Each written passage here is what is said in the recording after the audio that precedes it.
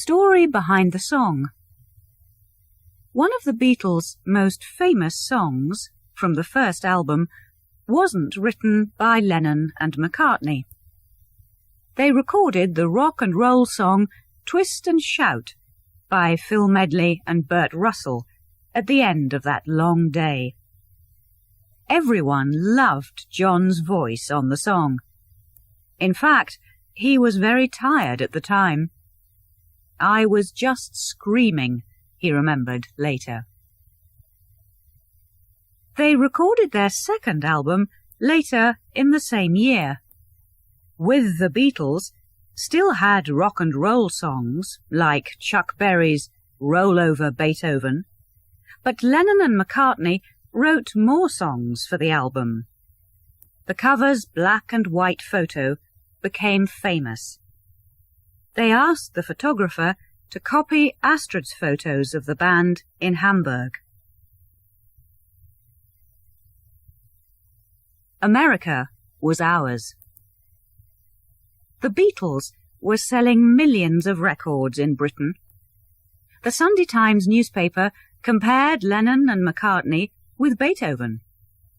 But many of the group's fans had other things on their minds.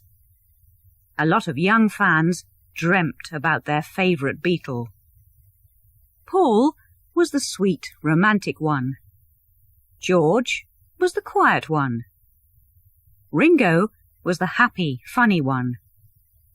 John was the intelligent one. He often made jokes, but they weren't always kind. Follow the leader. In the very early days, John was the band's leader. When the band became successful, his position wasn't so clear. Both he and Paul wrote songs and sang for the band.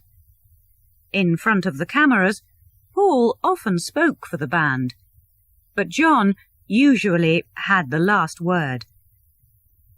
To George, John was always the strongest person in the group. Years after John's death, he said, "I think he is still the leader now, probably." At the beginning of 1964, the Beatles were the most popular band in Britain. They were famous in Europe, but they were still a little nervous about the United States. Many English stars looked for success across the Atlantic before the Beatles, but failed. The Beatles' first singles in the US didn't do very well, but interest grew, and finally, "I Want to Hold Your Hand" reached number 1.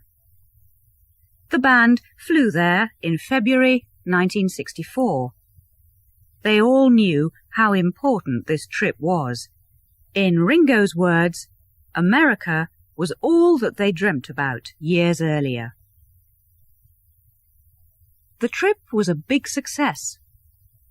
When the band played on TV's The Ed Sullivan Show, they were watched by an American TV audience of almost 73 million people.